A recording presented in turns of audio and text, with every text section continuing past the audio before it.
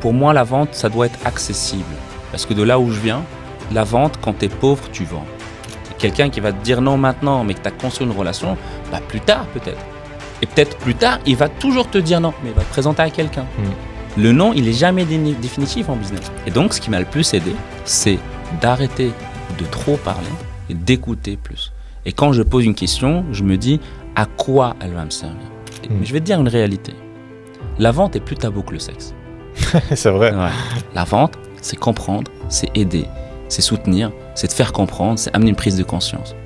Si c'était une question de vie ou de mort, on le ferait. Ouais, c'est vrai. Mais sauf que quand on sera quasi mort, là, on va le regretter.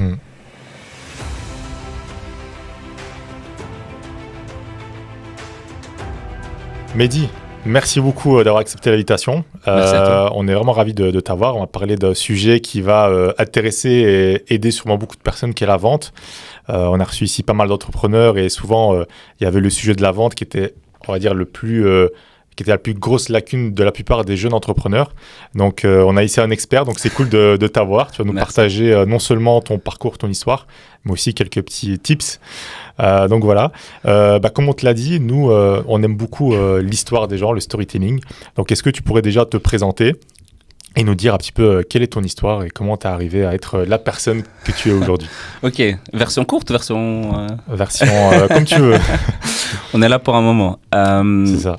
Donc du coup, moi la première fois que j'ai vendu, j'avais 9 ans, donc c'est des biscuits au chocolat. Donc je vivais en Maroc à ce moment-là. Et donc du coup, j'allais souvent, enfin même encore aujourd'hui, j'aime bien le chocolat. Donc j'y vais, j'achète. Je fais des allers-retours plusieurs fois. Et à un moment donné, je me dis, attends, moi j'y vais, je viens. Peut-être que mes potes aussi, ils ont la flemme d'y aller et de revenir. Pourquoi pas faire la même chose chez l'épicier du coin, mais le faire à la maison. Donc j'en parle à ma mère, qui va être ma banque. Du coup, j'ai vite compris qu'il faut faire prendre des risques. Compris, ouais. Voilà, exactement. Ma mère, elle a mis les documents, etc. Voilà combien je t'ai prêté, etc. Ça n'a pas marché, mais l'intention y était. Et donc du coup, on a acheté les biscuits, etc. Je le mets sur la table. Et finalement, j'ai eu un client qui était mon pote et on a fini par tout manger parce que le soleil, le chocolat, il fondait à ce moment-là. Donc, première expérience, c'était ça. Et puis, l'été d'après, on avait beaucoup de jouets. Tu vois, jouets quand tu étais plus jeune, etc. Ou bien quand tu vas prendre un Happy Meal au McDo. Donc, du coup, je me suis dit, attends, on peut se débarrasser de tout ça. Et donc, c'est ce que j'ai fait. Donc, j'essaie de le revendre. Au moins, ça fondait pas. Ça n'a pas pour autant marché. Hein. Donc, j'ai fait quand même quelques ventes, du soutien, mais pas plus. Donc, je suis toujours endetté vis-à-vis de ma mère. Voilà. Et puis, quand à ce moment-là, on a dû déménager du Maroc vers la Belgique, en fait, à ce moment-là, je me suis rendu compte que les amis que j'avais, il n'y en a plus. Parce que il faut tout reconstruire, l'adolescence. Donc, tout ce que tu as pu bâtir, on va dire, ta réputation, entre guillemets, d'ado, donc ton entourage. Ouais, ton identité. Exactement. Donc, ton identité, en fait, tu n'as plus rien. Donc, du coup... tu recommences à zéro, quoi. Tu recommences de tout, tu n'as aucun contact. La famille, tu ne sais pas qui est là pour pouvoir t'aider, s'il y a des portes à pouvoir ouvrir. Et c'est à ce moment-là où j'ai vite compris que ça va être quand même un peu compliqué. Quand j'ai compris que l'argent de poche que je recevais, tu fais vite le calcul, tu ne peux pas finir la semaine avec ça. Donc, soit tu gueules, soit tu agis sur les choses. Et à ce moment-là, j'ai essayé de chercher un premier boulot. Donc, et t'as quel âge à ce moment-là? 15 16 ans. Okay, ouais. Ouais.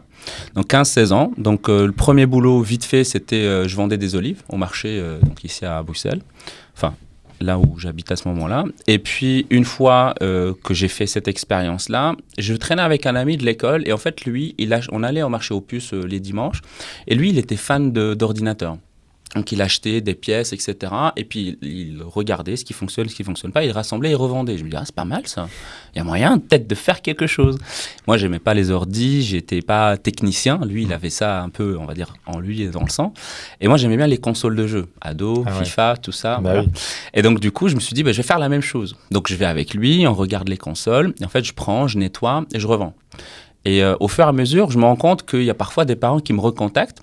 Et en fait, je lui dis, mais tu viens d'acheter une console? Il me dit, en fait, non, mais il manquait une manette. Parfois, oui, mais il manque un jeu. Je me dis, c'est pas mal ça. Donc, on va faire des packs. Sans me rendre compte, plus tard, j'ai découvert que c'est ce qu'on appelle une offre. Mais sur le moment, je veux juste plus de thunes. Et en fait, j'ai remarqué qu'à ce moment-là, j'ai augmenté mon prix. Le gars, il était content.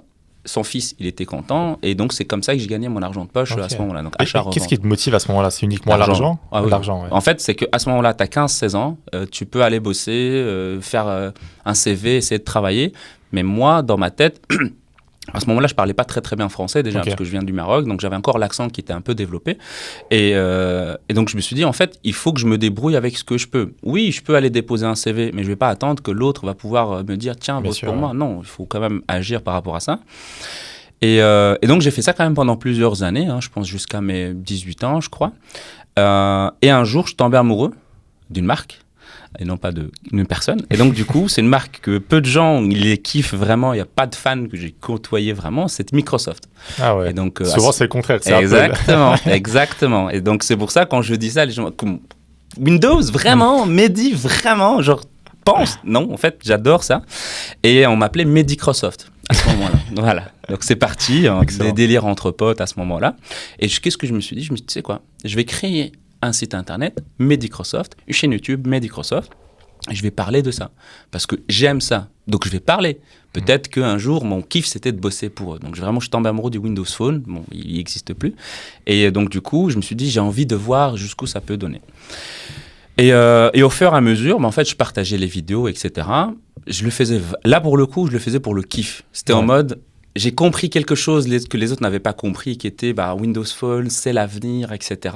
Donc, je vais essayer de parler de tout ça à mon entourage. Donc, vraiment, j'étais le gars qui défendait une marque qui n'existe plus. Du coup, Et j'ai réussi plusieurs débats à les gagner. Donc, franchement, c'était assez drôle. Xbox, donc j'étais vraiment tout Microsoft. Même encore aujourd'hui, d'ailleurs. Sauf l'Apple Watch et l'iPhone, mais bon, tout le reste, c'est Microsoft. Et plus tard...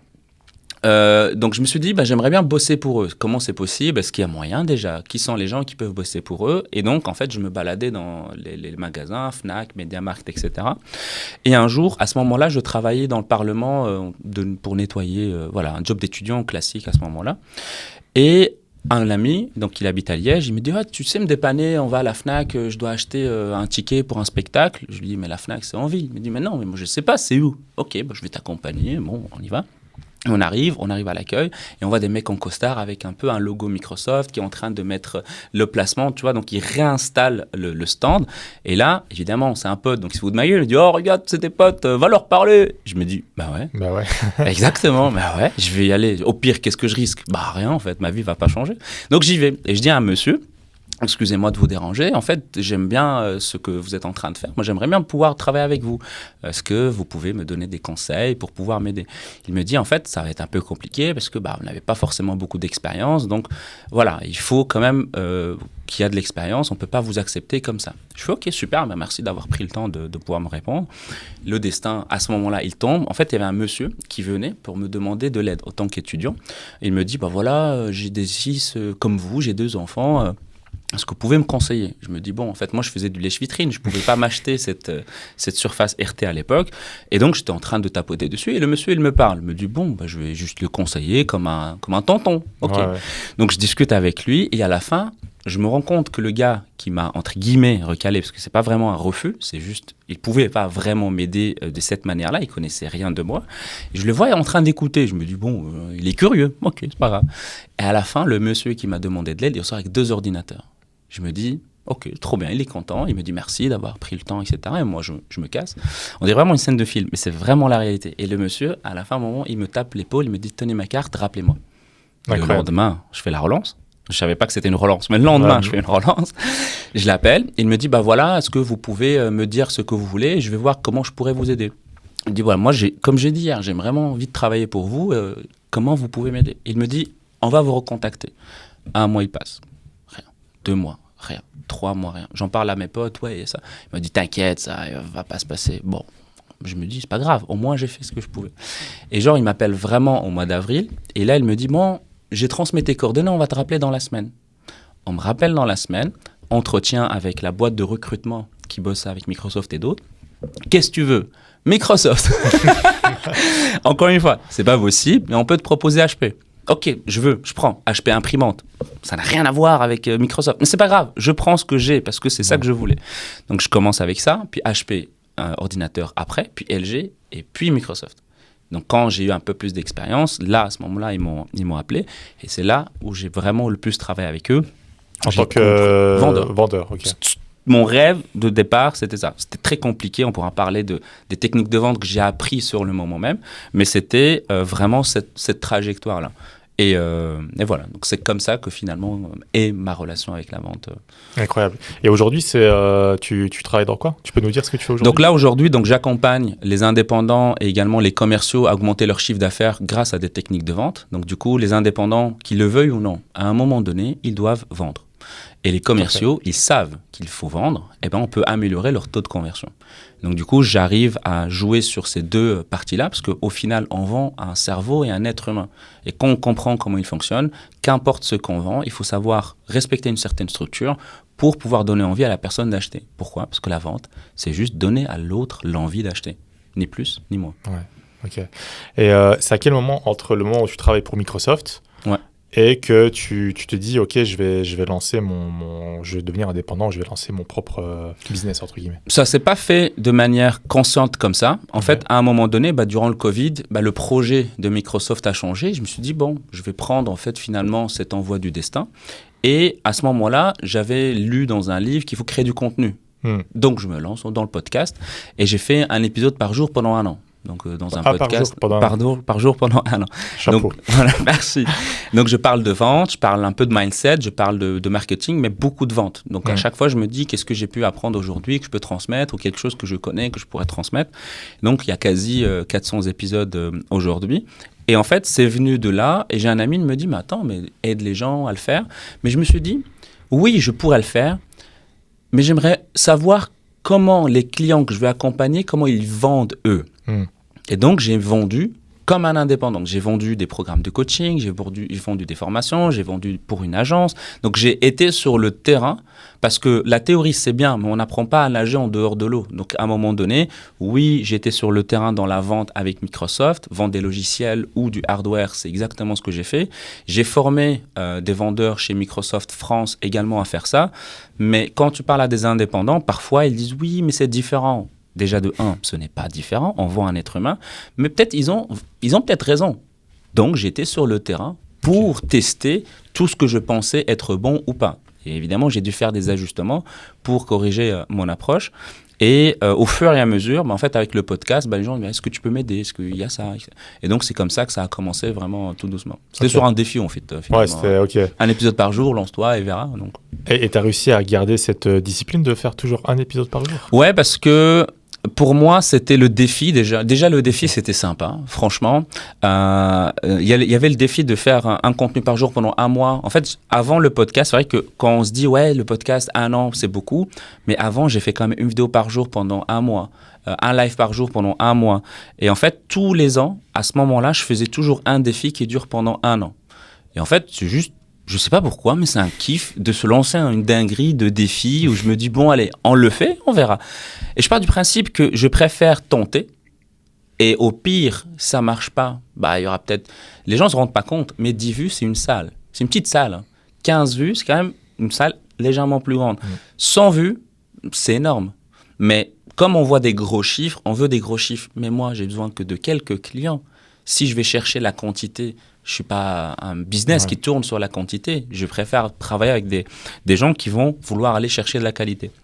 Et donc, en fait, c'est juste question de défi. Et aussi, juste avant, je me disais, il faut que la manière de le faire, ça doit être le moins de friction possible. Je ne l'ai pas fait en vidéo pendant 1 an parce que la vidéo, parfois, tu sors, tu es avec tes potes, avec la famille, tu ne vas pas filmer de la même qualité, etc. Et donc, du coup, le podcast, c'était sur une application, sur le smartphone. Dès que j'avais l'occasion, le soir, je terminais ma journée, qu'est-ce que je peux partager? C'est tout. Et ça rend le défi beaucoup plus simple. Pour les vidéos, c'est la même chose. Il faut faire une vidéo par jour pendant 1 mois. Pourquoi? Parce que donne-moi juste un conseil par jour. C'est pas beaucoup, hein. Mais les gens, ils se donnent tellement de mal parce que le regard des autres, etc. Et là, on n'avance pas. Exactement. Et est-ce que tu avais une structure pour ta création de contenu? Tu avais une stratégie bien particulière ou c'était, comme tu as dit, je prends mon téléphone, je partage quelque chose et au début, c'est quick and dirty. Okay. Au début, c'est vraiment quick and dirty. Pourquoi? Parce que je me suis dit, il faut le faire. Je préfère le faire que de ne pas le faire. Après, évidemment, tu commences à te dire, OK, quand les gens ils écoutent, ils vont où? L'appel à l'action. OK. Quand les gens vont me contacter, je fais quoi? Je dis quoi? Je propose quoi? En fait, c'est que t'as beau faire, moi j'aime bien cette phrase-là, c'est l'un de mes proverbes préférés, un imbécile qui marche ira toujours plus loin que 2 intellectuels assis. Je préfère être l'imbécile. Je tente le truc, j'avance, je corrige, j'avance, je corrige, j'avance, je corrige. Mais je peux rester assis en train de faire la plus belle des stratégies, à faire des trucs de fou, tableau blanc, etc. Et je n'exécute rien. Qui sera content? Pas moi vraiment, mais mon cerveau. Parce qu'il a été stimulé durant cette période. Mais concrètement, quand tu vois ton chiffre d'affaires à la fin du mois, la réalité te rattrape. Il faut se lancer, corriger, se lancer et corriger. Et au moment où tu as une expérience de la vente, on va dire, concrète, physique, et que tu passes dans la vente, on va dire, online avec tout le concept de tunnel de vente, de faire le CTA au bon moment, etc. Est-ce que tu t'es formé ou est-ce que au fur et à mesure, tu as eu des infos un petit peu à droite, à gauche et tu as réussi à comprendre le fonctionnement de la vente en ligne? J'ai eu les deux parce que quand j'étais chez Microsoft, il y a quand même beaucoup de formations sur les typologies comportementales, sur la gestion plus ou moins quand même de la colère sur le service après-vente, parce qu'un client déçu, c'est des feedbacks que tu pourras récolter pour améliorer ta manière de discuter avec eux. Et donc du coup, j'ai quand même suivi des formations quand j'étais là-dedans. Puis quand je me suis lancé, je me suis dit, je connais, donc je vais me baser sur ce que je connaissais. Mais à un moment donné, je me dis, en fait, il y a d'autres trucs que je pourrais aller chercher. Donc, je me suis formé. Donc, je me suis formé dans les neurosciences, sur la vente de manière psychologique, etc. Et puis, je mélange tout ça pour me dire, en fait, pour moi, la vente, ça doit être accessible. Parce que de là où je viens, la vente, quand tu es pauvre, tu vends. Moi, je viens du Maroc, j'ai grandi 15 ans. Quand tu es pauvre, tu réfléchis pas à te dire, je vais postuler. Non, tu achètes des oranges et tu fais du jus d'orange. Il y a des gens qui vivent avec ça. Et il y a tellement de... Je vais raconter une petite anecdote. Quand il y a eu le Covid, les cafés, ils ont fermé. Et ça, c'est mon frère qui m'avait raconté ça. C'est que les gens, qu'est-ce qu'ils ont fait? Ils ont pris la machine à café, ils l'ont mis dans une voiture. Et ils faisaient le tour des quartiers. C'est incroyable. Et mon frère, il aime bien aller au café parce qu'en Belgique, on a l'expression « je vais boire un verre ». Au Maroc, il y a l'expression « je vais boire un café ». Donc, c'est un peu une culture un peu différente. Et en fait, là-bas, il me disait « je préfère d'abord boire le café chez celui qui le vend que ça ». Pourquoi? Parce que tout son business tourne autour de ça. Il doit maîtriser son café. Mais si tu vas dans un vrai café, ils peuvent se louper sur le café. Il y a du thé. Ils peuvent se louper sur le thé. Il y a le jus d'orange, etc. Et il y a peut-être d'autres services, le billard ou autres, qui peuvent toujours aider le chiffre d'affaires. Mais celui qui loupe son café, il loupe son café. Et donc, du coup, je viens d'un endroit où si tu sais pas vendre, peut-être que tu peux rien faire littéralement de ta vie.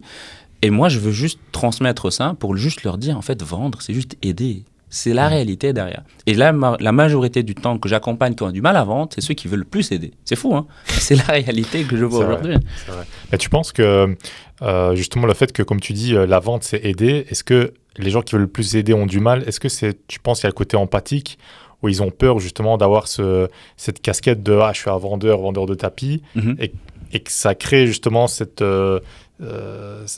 friction entre je veux aider, mais j'ai pas envie que j'ai l'air trop de vendeur. Tu vois ce que je veux dire? Ouais. Est-ce que tu remarques ça? Tout le temps. Tout le temps, ouais. Ouais, parce que les gens, ils ont une mauvaise connotation sur la vente parce que pour eux, ils imaginent déjà que la vente, c'est forcé. Ouais. Qu'il faut mettre de la pression, qu'il faut limite les menacer pour qu'ils puissent acheter chez toi. Mais la manière où moi, j'aime bien amener la vente, c'est de lui amener une prise de conscience à quel point il a besoin de toi. Et donc, au lieu que tu lui donnes des réponses, pose des questions dont tu connais les réponses, mais que les réponses viendront de lui.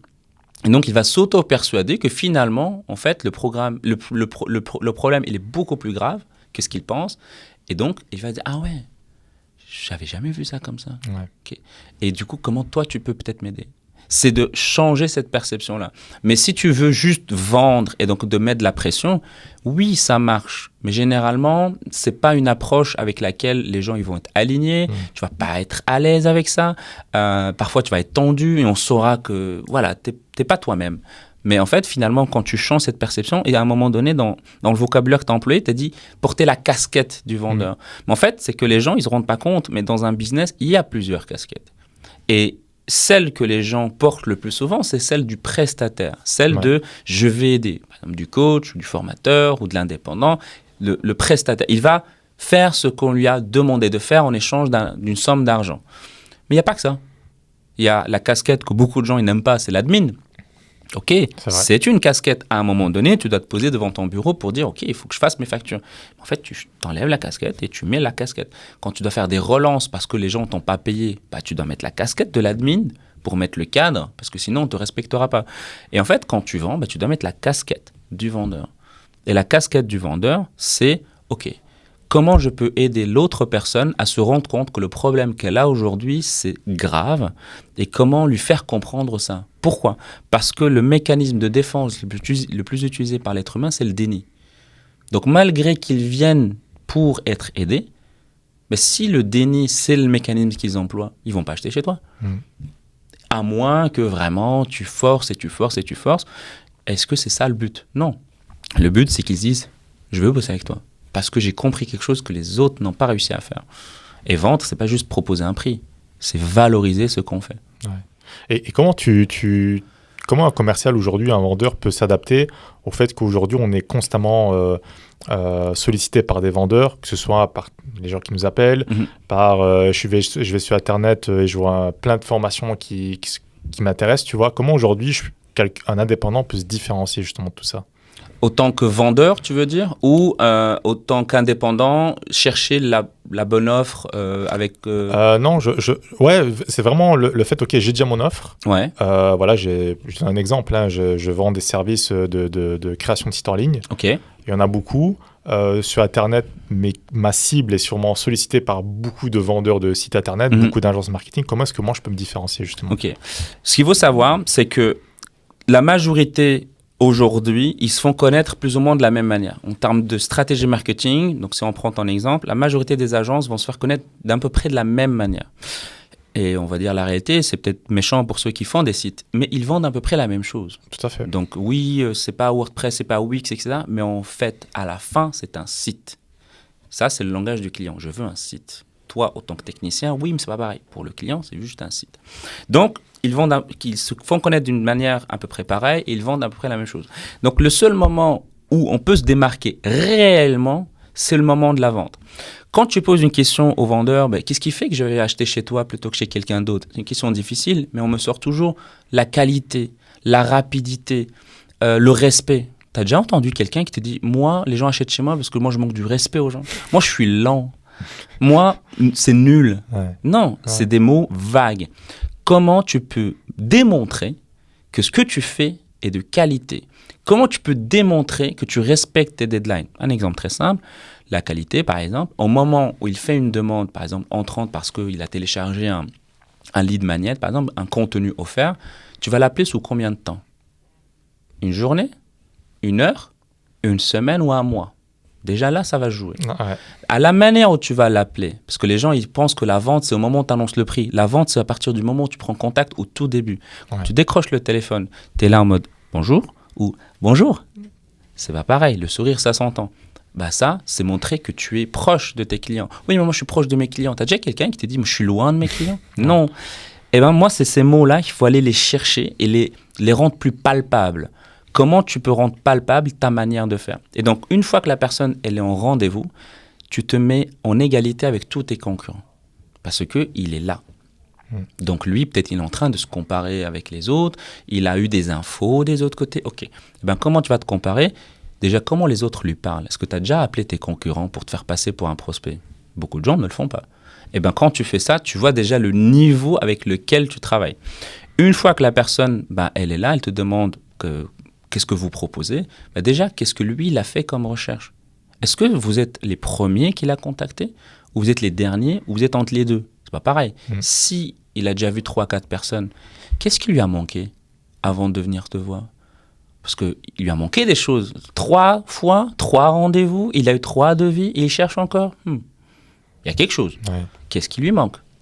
Parce qu'il va te dire oui, un prix bas. Toi, il peut te partager, par exemple, oui, mais je cherche un prix plus bas. Ouais, mais dites-moi peut-être ce qu'ils vous ont proposé, au moins une fourchette. Tu peux même lui dire, mais en fait, nous, on ne peut pas faire plus bas. Pourquoi ? Parce que peut-être que le client ne sait pas le prix que coûte un site Internet.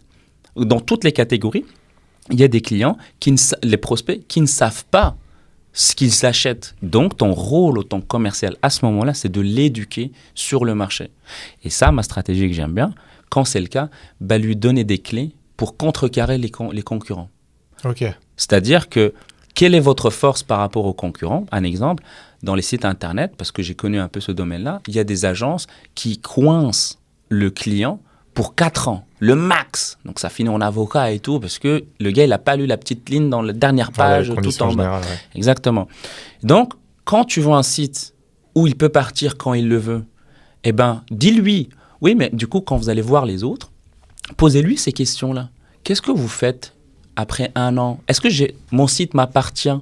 Oui, et après combien de temps? Il va poser ces questions au concurrent.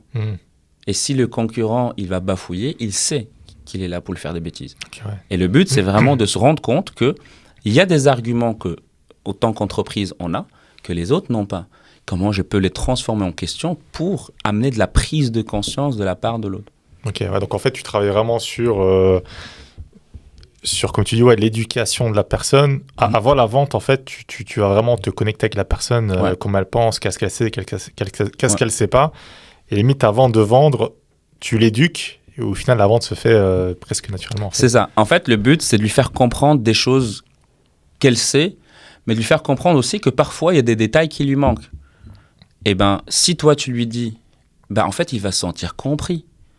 Et quand tu construis ça, tu construis la relation, la transaction devient plus facile. Ouais. Donc, de toujours penser la relation vers la transaction. Mais il y a beaucoup de gens, ils veulent faire du one-shot.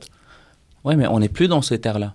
Le marché évolue. Et de plus en plus de concurrents. Depuis le Covid, il y a énormément d'indépendants qui se lancent et ça ne va pas s'arrêter de sitôt. Et donc, du coup, quand tu sais qu'il y a énormément de concurrents, tu vas te démarquer comment?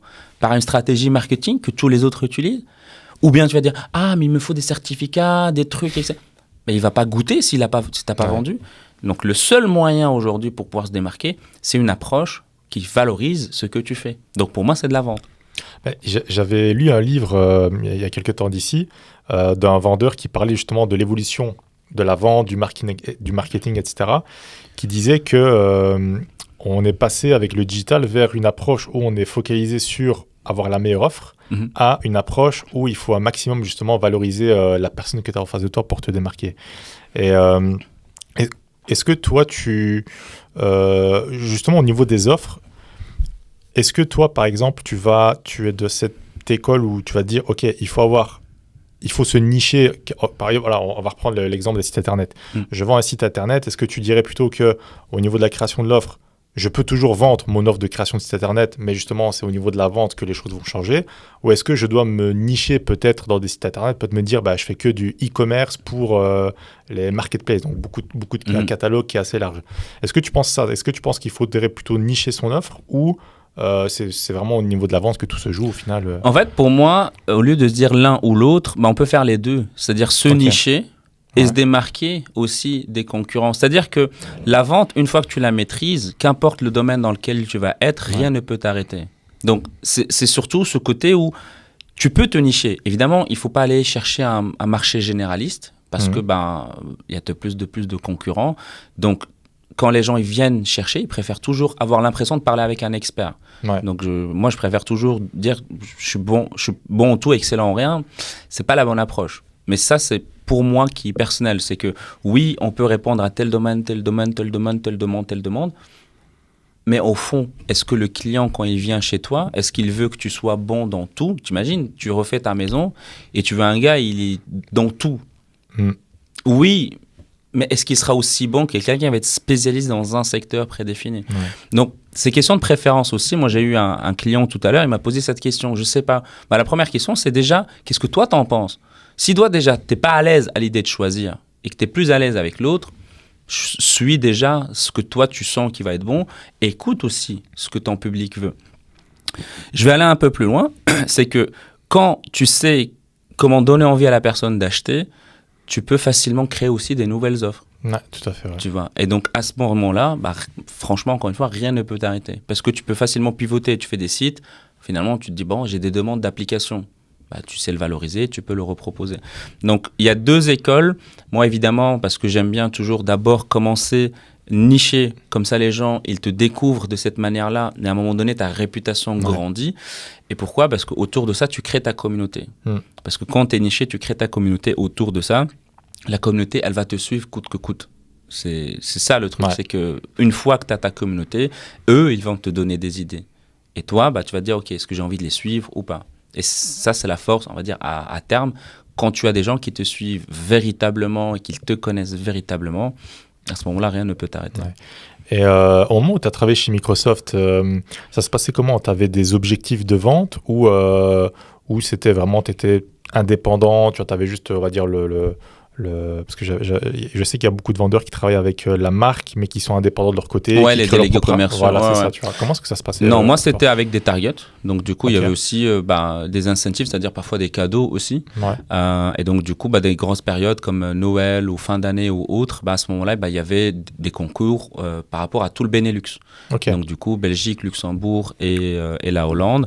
Et donc, pour voir celui qui va le plus performer. Et le but, derrière aussi, parce qu'il y a beaucoup d'entreprises qui mettent des incentives, mais ils ne les suivent pas derrière, en termes de suivi, de formation, de compétences, etc. Donc, ils mettent juste, voilà, il faut atteindre ça. Oui, et tu te poses vraiment la question déjà, est-ce qu'ils ont les bons outils, les bonnes formations, les bons conseils? Est-ce que déjà, le directeur commercial qui les suit, est-ce qu'il est assez disponible pour les gérer sur cette période-là? Donc, on se fixe ça, mais est-ce qu'on a le bon matos pour ça?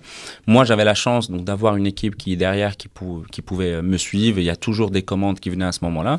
Et donc, du coup, moi, c'était principalement par rapport à l'incentive, à l'objectif à aller chercher. Ouais.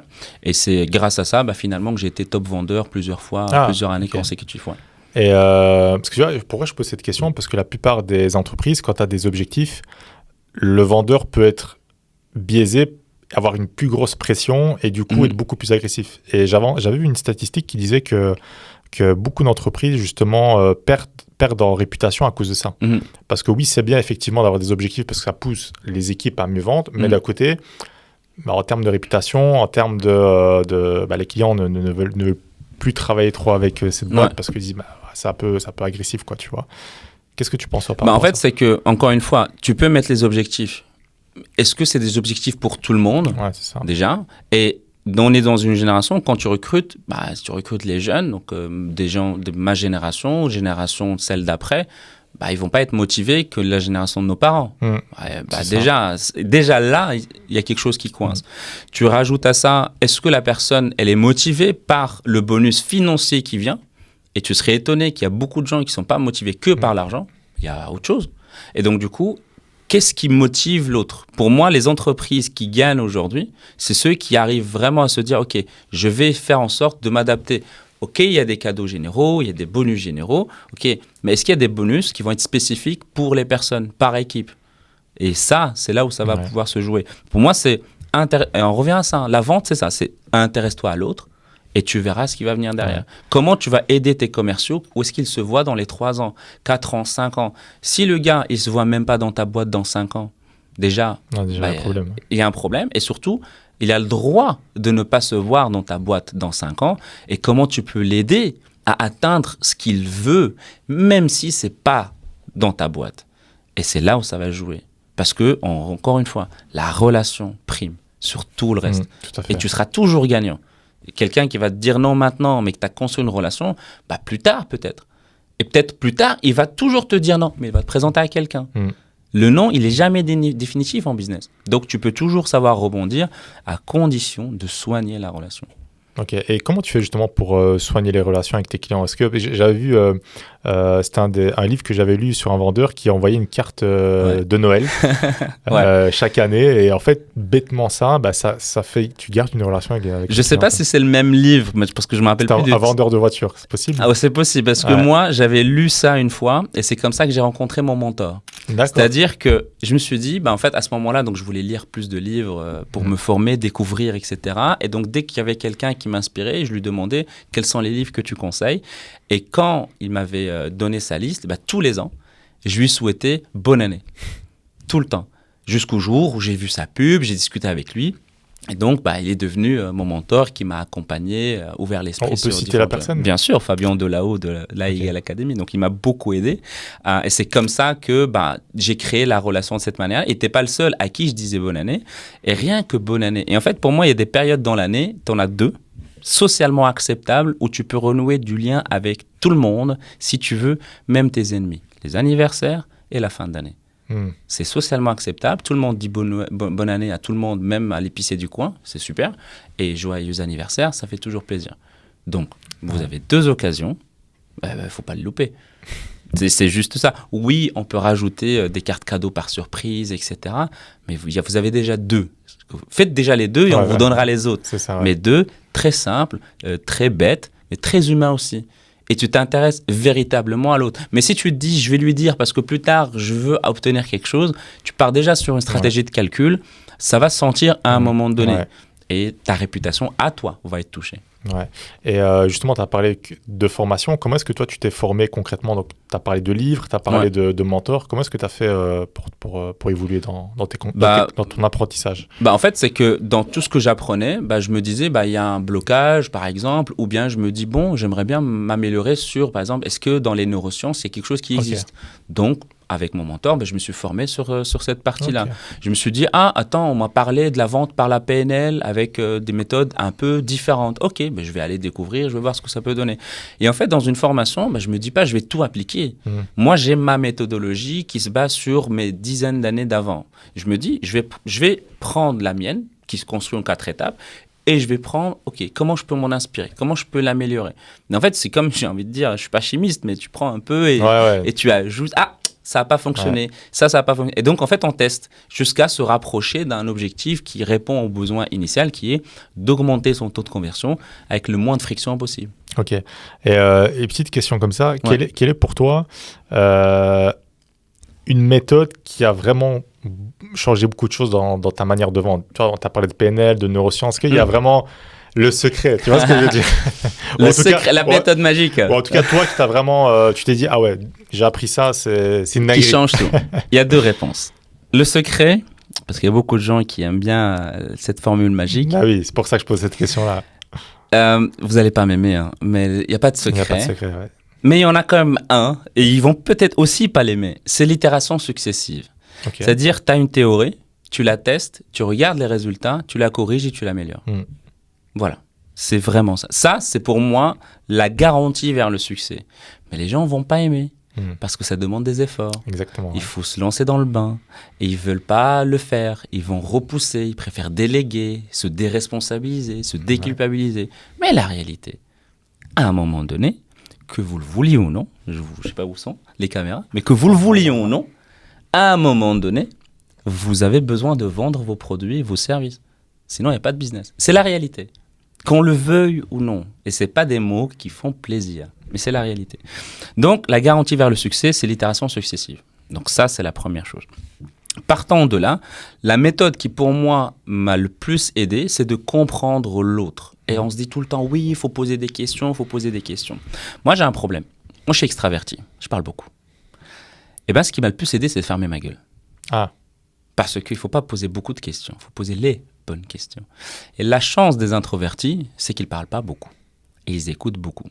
Donc, c'est un truc qu'ils ont par défaut. Moi, j'ai dû l'apprendre. J'ai un post-it, c'est écrit ta gueule dessus. J'ai dû apprendre à écouter et j'ai dû apprendre à poser les bonnes questions. Et ça a tout changé. Pourquoi?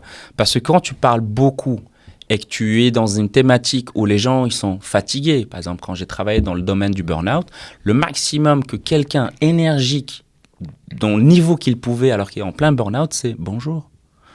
Pour lui, il est au max, là. Et tu peux pas... Pour toi, tu te dis, attends, il a envie ou pas? En fait, il a envie. C'est pour ça qu'il est là. Mais c'est le max qu'il vient de te donner. T'imagines, moi, je viens avec mon énergie et je vais l'étouffer. Donc, il faut calibrer ça. Et donc, ce qui m'a le plus aidé, c'est d'arrêter de trop parler et d'écouter plus. Et quand je pose une question, je me dis à quoi elle va me servir? Qu'est-ce que je veux obtenir comme information? Pourquoi? Parce qu'on a donc cliché dans la vente qu'il faut poser beaucoup de questions. Non. Un médecin qui te pose 20 000 questions pour savoir si tu as un mal de crâne basique, moi, j'y vais pas de nouveau. Tu passes 2 heures pour qu'à la fin, il te donne un Doliprane. C'est un peu suspect. Okay? Donc, l'expertise vient de tu mets le doigt là où ça fait mal, d'un coup, très rapidement. Okay? Donc, pour moi, c'est aller chercher et comprendre le plus rapidement possible. C'est ça qui fait pour moi la différence. Et comment tu fais pour poser les bonnes questions, justement, quand tu as une personne en face de toi que tu connais pas, que tu n'as aucune info sur elle? Tu sais pourquoi il vient, généralement. Ouais. Tu vois. Et donc, du coup, déjà, qu'est-ce qui t'a donné envie de prendre rendez-vous? Tu vois, quand c'est lui qui vient, qu'est-ce qui t'a donné de prendre rendez-vous? Il y a des gens, quand je vendais les ordinateurs, les gens, ils venaient toujours pour le même besoin. Je veux un ordinateur pour regarder des films et travailler sur des documents. Tout le monde. Sauf les jeunes qui venaient, mais généralement, ils venaient pas forcément parce qu'ils achetaient en ligne. Mais quand les gens venaient, et le maximum qu'ils peuvent me dire, c'est je veux juste travailler sur mon ordinateur. Et vous faites quoi? Je regarde des films, de temps en temps, j'envoie des mails, et puis je remplis quelques documents. Pourtant, on regarde dans le magasin combien d'ordinateurs sont là. Il y a tellement de variétés. Ouais. Qu'est-ce qui fait la différence? C'est comment était votre ancien ordinateur?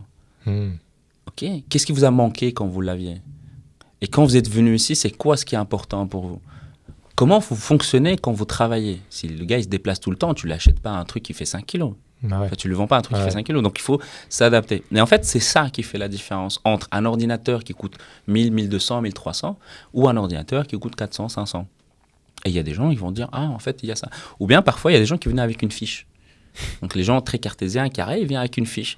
Moi, je lui pose toujours la question, qui vous a rempli cette fiche? Il y a toujours le cousin, l'enfant, le jeune, quelqu'un dans sa famille qui l'a aidé à remplir ça. Mais est-ce que lui, il s'est adapté à ses besoins? Spoiler, non.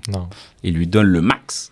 Parce que lui, dans sa tête, il se dit, il lui faut le max. Non. Si lui, il veut juste aller sur Internet et lui, il veut jouer, tu vois, le gars, il lui met des critères incroyables. Tu vois, le gars, il veut une Dacia, il lui donne des critères de Ferrari, quoi. Ouais. Non, c'est tout à fait différent. Donc, même si les gens viennent pour les mêmes besoins, et généralement, ils viennent pour les mêmes besoins. Ce qui fait la différence, c'est eux autant qu'humains. Et c'est les questions que tu poses qui va leur donner envie d'acheter chez toi à ce moment-là. Ok. Et tu portes attention au langage non verbal ou pas? Ah oui. C'est mon kiff, ça. Ah ouais? Ah ouais. Moi, j'entends souvent les rôdeurs qui ont leur petit kiff justement du langage non verbal. Ils dévoilent jamais les secrets. Bien sûr, on va le dévoiler, sinon pourquoi on est là? Toi, tu vas nous donner deux, trois petits... En fait, c'est que pour moi, le langage non verbal le plus gros, qui donne le plus d'infos, et ça, normalement, même les gens qui font du non verbal ne vont pas le dire, pour moi, c'est l'intonation. Ah, ok. Ce qui fait pour moi toute la différence, c'est l'intonation. C'est-à-dire que moi, je vais prendre un exemple qui va peut-être parler à tout le monde. L'intonation, juste pour petite parenthèse, c'est la puissance de la voix? Ouais. C'est ça, si tu parles doucement, si tu parles plus fort, à quel moment, quand tu vas dans les aigus ou pas. Et en fait, je vais aller un peu plus loin pour peut-être illustrer certaines choses, mais les gens qui vont faire en sorte de vouloir apparaître parfaits, ils vont faire attention à leur habit, à leur manière dont ils parlent, c'est-à-dire les mots qu'ils emploient, à leurs gestes. Mais il y a un truc qui aura du mal à contrôler, ça va être l'intonation. Ok. Et donc du coup, tu peux aller chercher ce petit détail-là. Et dans la vente, l'intonation, elle joue pour beaucoup. Pourquoi? Parce que tu as envie de poser une vraie bonne question. Tu mets un silence et tu poses la question. Ça rajoute du poids. Et ça fait déjà une différence. Quand quelqu'un il est gêné pour le silence, il va vouloir parler. Toi, tu le sais, donc tu laisses des silences, tu as des infos. Okay. Tu vois? Donc parfois, le vrai non-verbal, c'est juste d'arrêter de parler. D'où le post-it ta gueule. Parce que c'est là où j'ai appris que je peux avoir plus d'informations à ce moment-là. Et donc, du coup, il y a évidemment les gestes, croiser les bras, etc. Croiser les bras, s'il fait froid, tu croises les bras. Ouais, c'est ça. Mais c'est pas qu'il est fermé. Donc, il y a ce qu'on va dire sur le non-verbal, mais il y a aussi le concret. Donc, quelle est l'hypothèse que je vais me dire? Je vais donner un exemple. Je donne une formation, donc on est en U, et en face de moi, il y a un moment donné, le mec, il se met comme ça, et il regarde la vitre, pendant quand même 2 heures. Moi, je me donne à fond, et tu te poses inconsciemment la question, qu'est-ce qui se passe? Donc, je n'ose pas l'interrompre, je continue, je fais mon truc, et à la pause, je pose la question, alors comment ça a été? Il me dit, c'était incroyable. En fait, je suis sourd de cette oreille, Ah ouais. et donc je me suis mis sur ce côté-là, pour écouter ce que tu disais. J'étais en mode, waouh, heureusement, t'imagines, j'aurais pu le juger, j'aurais pu... C'est ça. Mais parce qu'avant, j'avais vécu des expériences assez, entre guillemets, traumatisantes, où tu peux juger, mais tu finis avec la plus belle de tes ventes. Et donc, je t'apprends de ça aussi. Il faut jamais mettre de jugement, jamais mettre d'hypothèse. C'est une feuille blanche, tu la remplis avec la personne en face. C'est tout. Si tu dis, je connais, arrête. Ouais. Tu tombes déjà dans des pièges. Donc, si on revient en non-verbal, pour moi, le plus important, ça va être l'intonation. Donc, de mesurer l'intonation. Une petite technique pour les gens qui veulent, s'ils veulent avoir du poids dans leurs paroles, c'est très simple. Il y a 2 manières de parler dans une communication. Il y a le staccato et le legato. Ça vient de la musique, un peu. Le legato, c'est que quand tu parles et que ce que tu dis, il a une importance, mais que ce n'est pas vraiment le truc le plus important, tu vas parler de cette manière-là. C'est fluide, c'est court, ça continue. Et le staccato, c'est quand tu parles en saccadé. Ok. Aujourd'hui, je vais vous raconter quelque chose de très important. Ou, est-ce que je peux vous poser une question? Et quand tu poses la question, tu mets des silences. Et en fait, ça veut juste dire, inconsciemment, que ce que tu dis, il va pouvoir jouer. Les gens qui nous écoutent, faites-le avec vos enfants pour ranger leur chambre. Et revenez me parler. Vous allez voir, ça marche. Range ta chambre n'est pas la même chose que range ta chambre. Silence. C'est juste parfois des petits détails qui font des grandes différences. Et comment tu fais justement pour gérer le fait de laisser des silences? Parce que c'est très difficile de... Ouais.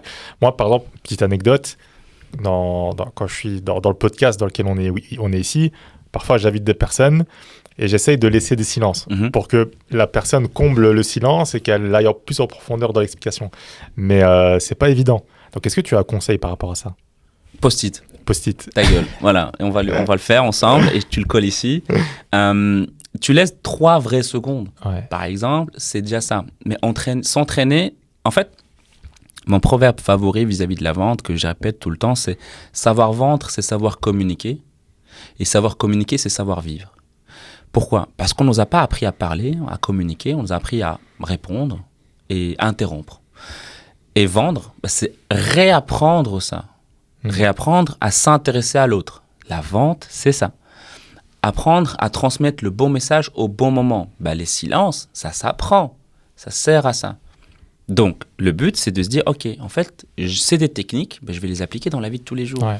Tu as un voyage entre amis à organiser, tu as envie d'influencer le choix pour partir en Espagne au lieu d'aller dans un autre pays. OK, entraîne-toi. C'est tout. Tu vas peut-être perdre, mais c'est pas grave. Tu t'entraînes à ce moment-là. Tu as les enfants, c'est les plus grands vendeurs au monde. Quand ils veulent te vendre un truc, ils te le vendront que tu le veuilles ou non. Ils sont incroyables. C'est vrai. Donc, OK, comment tu peux t'entraîner avec ça? Et c'est juste ça. Et une fois que tu le fais avec tout le monde, ça devient un automatisme. Mais les gens, ils aiment bien mettre la vente de côté. Mais je vais te dire une réalité. La vente est plus tabou que le sexe. C'est vrai. Ouais. C'est vrai. Et quand tu comprends ça, tu te dis waouh, OK. En fait, il faut revenir à la base. La vente, c'est comprendre, c'est aider, c'est soutenir, c'est te faire comprendre, c'est amener une prise de conscience. Mais si tu commences à la laisser de côté, de toute façon, ça veut dire quoi? Ça veut dire que tu laisses ton chiffre d'affaires de côté. Et tu as beau laisser la vente de côté, ton chiffre d'affaires de côté, OK, tu as de l'argent peut-être qui rentre ailleurs, mais à un moment donné, ta boîte, elle va fermer. La raison numéro 1 de l'échec d'une entreprise, c'est le manque de cash flow. Pas de produits, pas de mauvais trucs, oui, des commentaires. Non, non, non. Si l'argent ne rentre pas, c'est faillite. Ouais. Simple. Numéro 1. C'est vrai que je rebondis sur ce que tu dis. J'avais été à une conférence où il y avait pas mal d'entrepreneurs et des génies, des gens qui avaient créé des choses incroyables. Mais tous ceux qui n'avaient pas cette partie commerciale vente, ils échouaient. Ouais. Alors que tu avais des gens qui étaient moins bons, des produits de moins bonne qualité. Ils avaient une partie commerciale où le dirigeant était bon en vente, etc. Ouais. Elle marchait mieux. Un imbécile qui marche ira toujours plus loin que deux intellectuels assis. Et c'est vraiment la vérité. C'est vraiment de se dire, la vente, ça fait partie de l'entreprise. Moi, c'est la raison pour laquelle je me bats aujourd'hui à prendre, on va dire, la parole vis-à-vis de ça pour sensibiliser les gens. Parce qu'on nous dit, oui, on va vivre de notre métier. Oui, mais il faut vendre. J'ai même perdu la voix. Il faut vendre. À un moment donné, il faut vendre. C'est la réalité. Ouais. Vendre, c'est aider. OK. Ils ont peut-être compris. Mais c'est indispensable. Ouais. On ne peut pas faire les choses autrement. On peut essayer de déléguer. Mais l'autre va vendre. Ouais. Donc, quoi qu'il arrive, on va vendre. Moi, ce qui me dérange, c'est les gens qui ont atteint un certain niveau, qui vendent autrement, par exemple par des emails ou en faisant un truc où il n'y a pas de contact vraiment proche. Et ils disent, j'ai trouvé la méthode, achetez chez moi. Oui, mais j'achète chez toi parce que tu as un prestige qui fait que je te suis depuis autant d'années. Mais est-ce que tu referais ça si tu perds tout et tu recommences de zéro? Pas sûr. J'en doute. Parce que les gens, pour acheter, ils ont besoin d'un élément important. C'est la confiance. Un email et un appel. Oui, j'aime pas les appels, etc. Non, t'aimes pas les appels que t'aimes pas, qui te dérangent, qui sont mal faits. Mais un appel où on s'intéresse réellement à toi et que tu ressors de là avec des vraies infos, crois-moi qu'il n'y a personne qui va dire non. Mais les gens n'aiment pas les choses qui dérangent. Mais un appel, quand c'est bien fait, ça peut faire plaisir. Parfois, la réalité, on a besoin de l'entendre aussi. Bah oui, si tu as envie de changer de vie, si tu vends des programmes, du coaching ou quoi, il faut parfois donner cet élément-là. Donc, la vente, c'est vraiment le noyau de tout. Et donc, oui, j'ai un produit. Et le problème aussi qui me dérange, c'est qu'ils ne vendent pas. Donc, ils vont aller chercher des certifications pour avoir une combattre le syndrome de l'imposteur. Tu peux tout collectionner. Tu as une bibliothèque de certificats. Mais tu as cru que les gens vont acheter chez toi parce que tu as une bibliothèque de certificats? Non. Ils vont acheter chez toi s'ils ont confiance en toi ou pas. S'ils ont confiance à l'idée que tu peux les aider. C'est ça qu'on achète chez la personne. Donc, du coup, ils vont vouloir améliorer ce qu'ils vendent, mais au fond, ils ne vont pas goûter à ça tant qu'ils n'ont pas acheté. Ou bien, ils vont améliorer leur marketing, ils vont avoir plein de prospects, mais s'ils lui disent « Ouais, mais vous êtes trop cher, comment je fais ?» Si tu ne sais pas répondre à ce genre d'objection, comment tu vas faire? « Ah, je vais baisser mes prix. » Ouais. Mais ça ne va pas aider parce que tu touches ta rentabilité, tu touches ta marge et surtout, tu tombes sur un prix psychologique qui est que ce n'est pas en baissant les prix que tu vas faire plus de ventes. Si Apple vend un iPhone à 100 balles, ça ne va pas marcher parce que c'est suspect, c'est bizarre. Qu'est-ce qui se passe? Même toi, tu trouves un iPhone à 20 € au marché de l'occasion. C'est bizarre. C'est bizarre. Pourtant, il est juste le gars en dèche, il veut le vendre. Mais psychologiquement, première réaction, je peux te vendre un iPhone qui ne fonctionne pas, batterie pétée, volée, déchirée, tout ce que tu veux, à 200 balles au prix du marché. Tu n'auras pas ce doute de se dire « il y a quelque chose qui cloche ». Non, s'il répond à certains critères, le prix psychologique va pouvoir jouer. Et comment tu ferais concrètement, imaginons je suis nouveau indépendant. Ouais. Alors on va reprendre l'exemple du mec qui crée des sites, une agence qui crée des sites internet. Ouais. Qu'est-ce que tu mettrais en application concrètement pour déjà peut-être développer cette confiance vis-à-vis de prospects? Déjà, il faut sortir. Déjà, comment il va se faire connaître?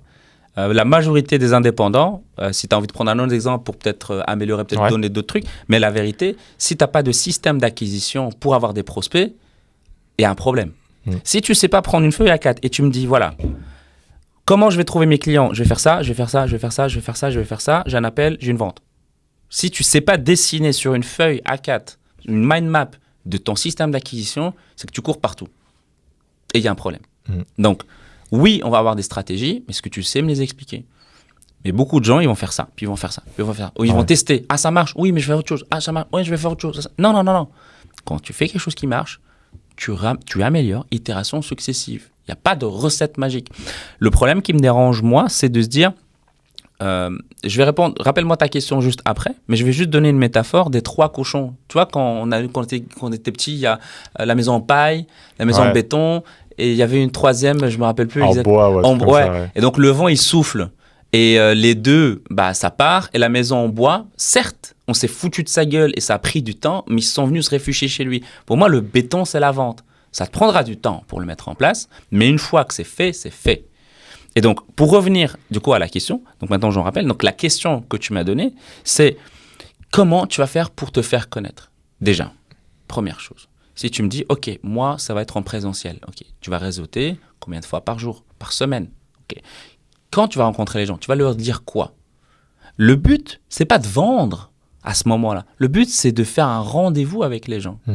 Et un rendez-vous, c'est pas de vendre. C'est que les gens sachent ce que tu fais. Et si, admettons, il peut, parce que tu sens que dans les réponses, il a un projet de site internet, là, tu peux commencer à vendre. S'il n'en a pas, tu peux lui demander une recommandation. Parce que par hasard, tu connaîtrais quelqu'un qui serait intéressé par mes services. Peut-être que oui. Peut-être que non, peut-être pas maintenant. Tu soignes la relation, peut-être qu'après, ça te donnera des résultats. Donc, en fait, c'est question de comment tu te présentes aussi. Mais si on veut toujours chercher la rapidité, il suffit d'un petit coup de vent et c'est parti. Ok. Et tu as parlé d'une expérience traumatisante qui a accompli vers une vente. Il y en a, ouais. J'aimerais que tu revenir là-dessus. Donc, quand j'étais chez Microsoft, parfois, il n'y a pas de clients. Et donc, du coup, tu t'ennuies, tu es en magasin, etc. Tu t'ennuies. Et ça m'est arrivé plusieurs fois. Il y a un jour, je parlais avec mes collègues, il y a un monsieur comme ça, tu le vois de loin, vêtements pas propres. De loin, tu te dis... Et mon pote, il me dit, ah là là. Je lui dis, attends, mais de toute façon, il n'y a personne. J'y vais. Donc, j'y vais. Pas d'hypothèse, mais à ce moment-là, il y a quand même l'hypothèse de, j'y vais un peu, je me traîne, les pieds. Et donc, je parle, je pose des questions. Et en fait, je sens qu'il pose des questions plus ou moins intéressantes. Ok, je joue le jeu. Je me dis, bon, le gars, comme moi, avant, il touchait les ordis, peut-être parce que plus tard, il a envie d'acheter. Mais vu le style vestimentaire et l'odeur corporelle qu'il dégageait, je me dis, c'est peut-être pas la priorité pour le moment. Mais c'est son kiff, je joue le jeu. Il prend l'ordi, C'est l'ordi le plus cher. On est à quasi 2500 € sur Facebook à l'époque. Et il va vers la caisse. Dans ma tête, c'est bon. Il va pas acheter, il va la déposer, puis il va me ramener le produit après, mais il dit, voilà, c'est pas passé à la caisse. Donc, moi, j'oublie ça. Fin de journée, je dois imprimer pour avoir mon rapport de vente, et je vois une sur Facebook qui est passée. Je me dis, peut-être c'est quelqu'un d'autre. J'ai toujours pas cru. Parce que tout ce que ça dégageait, c'était pas possible. Je me dis, bon, ok. Le gars, il revient 2 semaines après. Propre sur lui. Bien, vraiment. Et il m'explique la galère qu'il a vécue cette journée. Il a fait le tour des magasins parce que il avait vraiment besoin d'un ordinateur à ce moment-là. C'était urgent pour lui. Il venait de se faire voler, etc. Donc la plainte et tout. Vraiment, le gars, toute la journée, il a fait que courir. Et il me dit, mais en fait, je voulais vous remercier parce que vous avez pris le temps de pouvoir m'aider, me renseigner. Il n'y avait pas d'argent ou quoi que ce soit. Il voulait juste me remercier. Et là, je me dis, waouh, incroyable. Incroyable. De plus, je juge plus. Il faut page blanche et t'écoutes. Tu sais pas sur quoi tu vas tomber. Et après, quand j'ai travaillé dans des secteurs comme la perte de poids ou le burn-out pour vendre ces services-là, j'ai entendu des choses qui peuvent parfois être dures à entendre, mais je dois garder ma posture de commercial expert et je dois conseiller la personne. Je dois jouer le jeu. Parfois, tu as des gens qui vont te partager des choses qui vont être terribles. Tu peux pas lui dire, mais t'inquiète, ça va aller. Parce que ça, c'est ce que les amis vont dire, ce que les proches vont dire. Et tu sais que si tu dis ça, ça va pas aller. Tu dois lui dire la vérité quand tu sais que c'est la vérité. Tu dois juste utiliser la technique de la temporisation. Tu lui dis, est-ce que je peux vous poser une question? Est-ce que je peux vous dire quelque chose d'important? Elle sait que la bombe va venir, mais tu as eu son feu vert. Et là, tu dis ces 4 vérités à ce moment-là. Et tu sais qu'au fond, elle va pas t'en vouloir parce que c'est la réalité. Donc, quand tu vas avec 0 hypothèse, ça t'aide énormément. Mais la phrase la plus dangereuse, c'est « oui, mais je sais ». Moi, quand je donne des formations, là, j'en ai donné une ce samedi dernier pour une entreprise assez connue. Le gars, il a 25 ans de carrière. Et donc, moi, je donne à des gens, parce qu'il y avait aussi des gens débutants qui étaient à ce moment-là, des commerciaux qui venaient de démarrer. Je me suis dit, bon, moi, je donne ce que je donne. Moi, il y a des choses comme ça, je sais pas je peux pas m'en rappeler. Quand je suis dans le flow, j'y suis, c'est parti. Je dépasse les limites de temps, mais parfois, voilà, c'est normal. Et à la fin, le monsieur qui m'avait invité à cette journée-là pour pouvoir donner la formation, il m'a dit, en fait, moi, je m'attendais pas à que ce monsieur-là, 25 ans de carrière, note quelque chose. Et ça m'a fait plaisir. Parce que malgré l'expérience, les bouteilles, tout ce qu'il a pu côtoyer, il veut toujours apprendre. Mais sur le terrain, beaucoup de gens, oui, mais ton truc là, je sais. Ok, si tu sais, pourquoi tes résultats c'est comme ça? Mais c'est violent, c'est pas mon rôle de le dire. Mais la réalité, c'est que si on m'a appelé, c'est que les résultats sont pas bons. Et donc, la phrase la plus dangereuse, oui, mais je sais. Moi, ce qui m'intéresse, par rapport à ce que tu sais, qu'est-ce que tu fais? Et là, mon mentor, il disait, to know and not to do is not to know. Savoir et ne pas faire, ce n'est pas savoir. Et en business, le savoir ne sert pas à grand-chose pour moi. C'est l'action, itération, correction, et on avance. Et on avance. Pourquoi? Parce que c'est la réalité. Tu peux rester dans ta chambre, tu fais tes trucs et tu lances rien. Ouais, ok. Ouais, j'ai eu une idée il y a 5 ans. Ouais, le cimetière est plein de belles idées. On disait justement que l'endroit le plus riche au monde, c'est le cimetière. Tellement de gens ont réfléchi à leur offre, à leurs produits, etc., mais ils ne sont jamais passés à l'action au final. Et pour moi, l'une des raisons pour laquelle ils ne sont pas passés à l'action, c'est le regard des autres. Ouais. Donc on va sur un autre sujet, mais pour moi, c'est le regard des autres. C'est que ils veulent parfois être tellement parfaits, tellement bien, et ne pas prendre de risques, mais pas pour eux. Pour les autres. Pour pas être jugé vis-à-vis des autres. Mais si tu vas être jugé par tes potes, fréquente-les un peu moins. Pose-toi les bonnes questions. C'est pas parce que tu as vécu 20 ans avec eux qu'ils vont peut-être te soutenir ou te juger. Moi, mes potes les plus proches, on parle pas de business, on parle pas de boulot. On y va juste pour bien parler, discuter et s'amuser, rigoler. Mais pas de boulot business, là, il y a des claques qui s'envoient. Parce que la réalité, elle est dure. Ouais. Donc, t'es pas obligé, en fait, d'être compris par ton entourage qui te soutient pas. Entoure-toi d'autres personnes qui sont dans le même délire que toi. Le plus difficile pour un entrepreneur, c'est la solitude. C'est pas d'avoir des clients. C'est ne pas faire un check, un high five avec quelqu'un qui sait c'est quoi la galère d'avoir une vente. Mais en fait, avoir une vente, c'est cool, ça fait plaisir. Mais si tu le checkes pas, si tu le partages pas avec quelqu'un, ça n'a pas le même effet. Ouais.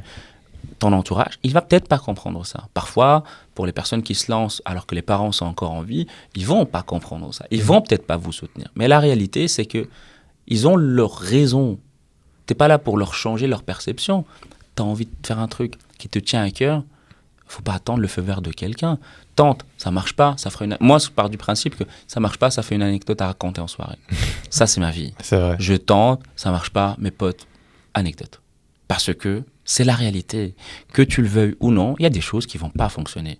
Tu vas tenter des trucs, tu vas te foirer, mais putain que ça va être bien, quoi. Ouais. C'est drôle quand tu le racontes en anecdote. Et quand ça marche, cool, sympa, ok, on avance. Mais à se dire, oui, un jour, je vais le faire, plus tard, il n'y a plus de plus tard. Il n'y a plus de plus tard. Je vais essayer de traumatiser les gens qui écoutent, mais la réalité, c'est qu'en dehors du boulot, le temps purement choisi qui nous reste à vivre est de 20 ans. C'est court, hein. C'est très, très, très court. Ok, bah déjà, faut pas remettre les choses à plus tard, première chose. Deuxième chose, avec les réseaux sociaux, ces 20 ans passent à 15, 20 ans, 15, 18 ans. C'est vrai. Parce qu'on passe énormément de temps dessus. Et quoi? On fait quoi durant les 15, 18 ans, là? On bouge, on se trouve des excuses. C'est tout. Ouais. Pour moi, c'est aller chercher. Et ça sera jamais parfait. Pour moi, là, je philosophe un peu, mais pour moi, la perfection, c'est les choses qui n'évoluent plus. Donc, bah, tout ce qui va être nature, les montagnes, c'est parfait. Ça n'évolue plus. La perfection, c'est à un moment donné, je te dis, bon, tout ce qui est artistique peut être parfait parce qu'à un moment donné, c'est bon. Mais il faut qu'ils sortent pour que ça soit bon. Ouais. Parce que j'imagine, moi, il y a des musiciens qui sortent leur musique. Attends, mais j'aurais pu rajouter un tempo là. Non, c'est bon, c'est sorti. Et pour moi, c'est là où on peut dire, ok, c'est parfait. C'est peut-être nul, mais c'est parfait parce que ça peut plus évoluer. Mais en business, il n'y a rien qui doit être gravé dans la roche. Mais on pense comme ça parce que ceux qui ont été en reconversion professionnelle, avant ils étaient employés, ils ont été sur une éducation différente. Ouais. Pour changer ça, il faut accepter que, bah non, tu as besoin d'un planning que toi-même tu te fais, alors qu'avant on te le donnait. Tu as besoin d'atteindre des objectifs que toi-même que tu te fais, alors qu'avant c'est eux qui te le donnaient. Et ainsi de suite. C'est tout un paradigme qui change. Ouais, c'est vrai, comme tu dis, il y a une forme de responsabilité à avoir et tu rentres dans la vraie solitude. Ouais. Comme tu dis, au final, j'avais vu une étude qui a été faite où tu avais des personnes qui faisaient un burn-out en tant que salariés. Donc, ils se disputaient avec leurs collègues, etc. Mais ces gens-là étaient moins en dépression que des gens seuls parce qu'au moins, ils avaient le contact de se disputer avec quelqu'un. C'est fou. C'est incroyable, en fait. Et mais tiens, justement, parce que bon, tu parles, tu as l'air d'avoir... Là, je tape pas la table, là, je dois rester sage. Mais Non, mais je veux dire, est-ce que tu as eu des défis, des obstacles? Est-ce que toi aussi, à un moment donné, il y a des choses que tu as dû régler en toi au niveau mindset ou quoi? Tout le temps. Franchement, tout le temps. Parce que... C'est qu'on t'entend, ça a l'air de... On se dit, ah ouais, t'es... Franchement, tu peux faire ce que tu veux, mais on a tous des échecs à notre rythme. La question, c'est comment on les règle et qu'est-ce qu'on en fait. Et moi, j'ai une philosophie que qu'importe les choix qu'on fait, tout va être difficile. Comme un jeu, mais c'est un jeu difficile. Il y a deux possibilités. Soit tu choisis la facilité, mais ça va être difficile plus tard. Soit tu choisis la difficulté, mais ça sera facile plus tard. Ok, moi, je préfère la difficulté. Ouais. Parce que, en fait, dans la difficulté, on devient bon. Une mer calme n'a jamais fait de bons marins. Donc, en fait, il faut aller sur le terrain. En fait, pour moi, je réfléchis toujours à qu'est-ce que je risque et est-ce que je vais le regretter. J'ai pas envie d'avoir des regrets. Franchement, on sera tous à un moment donné sur un lit de mort. J'ai pas envie de me dire j'aurais dû. Il y a des choses où tu te dis ouais, franchement, ouais. Mais il y a des choses où tu te dis non. J'ai repoussé aujourd'hui, j'ai repoussé demain. Non. À un moment donné, je dois me lancer. Et en termes de regrets, en fait, il faut juste revenir à soi et de se dire, OK, est-ce que ça, c'est important pour moi? Et si tu commences à dire, oui, mais les autres... Quand tu seras mort, t'es mort. Hein. Et les gens sur qui tu t'inquiètes seront peut-être même pas là au jour de ton enterrement. Moi, l'avis que je prends, c'est principalement de ceux qui, j'espère, seront là le jour de mon enterrement s'ils sont pas morts avant. Pourquoi? Parce que c'est eux qui sont importants pour moi. Mais je vais pas commencer à m'inquiéter pour un gars que j'ai vu une fois dans ma vie. Il faut pas abuser. Non, mais c'est la réalité. C'est pour moi, à un moment donné, t'as envie, ça te tient à cœur, ça fait un moment que tu y penses, ça fait un moment que tu as envie de le faire. Lance-toi. Qu'est-ce que tu risques? Un échec? Ok. Et quoi? Tu vas faire quoi? C'est l'échec qu'on se construit. On n'a pas appris à marcher en étant à quatre pattes. On n'a pas appris à parler sans faire d'erreur. Mais comme l'école nous a appris que l'échec est fatal, qu'à l'école nous a appris qu'il ne faut pas tricher, pendant 15, 20 ans, 18, parfois 25 ans de ta vie, tu grandis comme ça. En business, l'échec, c'est tous les jours. Le matin, tu as une vente qui vient de passer parce que le gars, il t'a dit que je vais revenir vers toi demain matin. Et puis à 15h, tu as un gars qui te dit je te demande un remboursement. Et puis à 18h, tu as un gros contrat qui est le double de ce que tu as closé le matin. Tu fais quoi? Bah, en fait, il faut savourer le moment. Parce que si quelqu'un, il me dit ouais, moi je veux de la tranquillité quand je suis entrepreneur, c'est chaud. c'est compliqué. C'est compliqué parce que, bah, en fait, il y a des choix, il y a un prix à payer. Les gens, ils se lancent en tant qu'indépendants pour faire quelque chose qu'ils aiment, potentiellement choisir leurs horaires. Ouais, mais quel est le prix à payer? Le prix à payer, bah, c'est d'aller chercher des clients tout le temps. Ok, t'es prêt à le payer? Ok, bah donc t'as pas le droit de râler que t'es pas stable. Ouais. Pour moi, c'est question de ça. Il y a toujours un prix à payer. Tu veux pas le faire?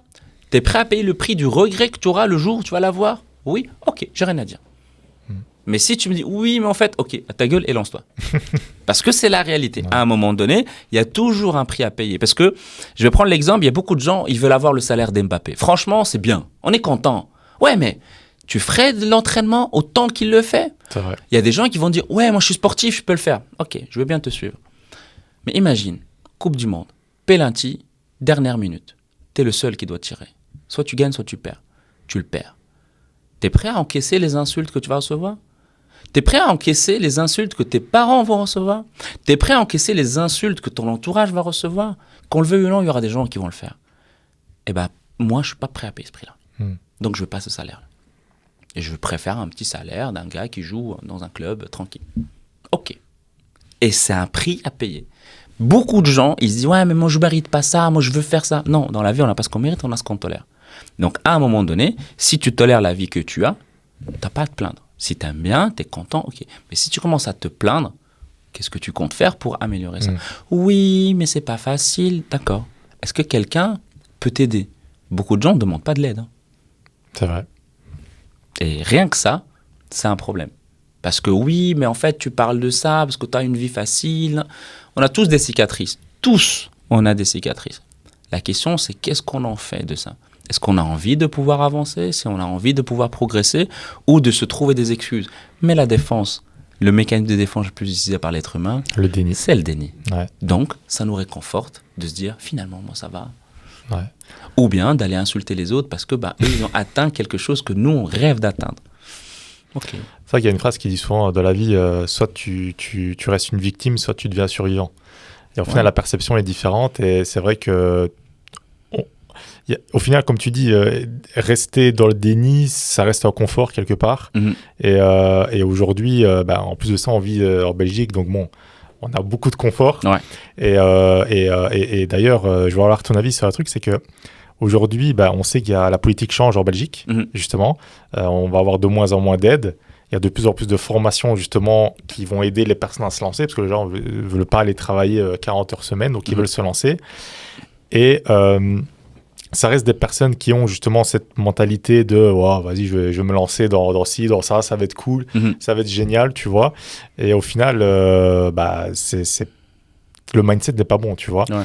Et j'ai un ami justement qui donne cours à ces personnes-là en marketing et qui dit c'est cool, je leur donne des cours en marketing, mais au niveau psychologique, il y a pas de cours. Et en fait, ces gens-là vont certainement, avec leur mentalité, vivre des échecs, vivre dans le déni, avoir de grosses problématiques, tu vois, sûrement dépression, burn-out, ça va être finalement de pire en pire. Ouais. Est-ce que tu penses qu'il y a au niveau... imaginons toi aujourd'hui, tu pourrais mettre en place au niveau politique ou autre, tu vois, des solutions. Qu'est-ce que tu pourrais faire, toi? Pour moi, c'est des formations. Franchement, c'est des choses qui existent. Franchement, en Belgique, il y a quand même énormément de formations. Tu trouves qu'il y en a beaucoup, ouais. Il y en a quand même beaucoup. Moi, le problème, c'est les gens, ils veulent pas suivre de formation. Ouais, c'est vrai, en fait, suivre une formation, moi, il y a un autre cliché que j'entends. Une fois que je finis mes études, j'ai plus besoin de me former. C'est vrai. C'est un problème, tu vois, parce que les études ne veulent pas dire que c'est bon, c'est fini. Tu vois, à un moment donné, il faut se mettre à jour. Il y a peut-être des nouvelles technologies, il y a de nouvelles méthodes, de nouvelles méthodologies. Donc, tout ça va pouvoir évoluer.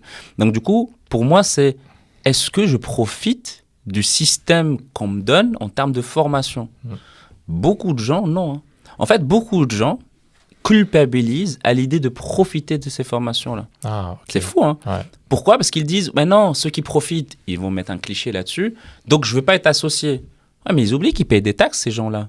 Donc, dans ton salaire, tu payes pour ça, tu veux pas en profiter. Ouais. Non, il y a quelque chose qui te revient de droit. Bah, en fait, qu'est-ce qui fait que tu le fais pas? Et statistiquement, les femmes se forment plus que les hommes. Ils n'ont pas du mal à demander de l'aide aussi. Ouais, il y a une forme d'ego.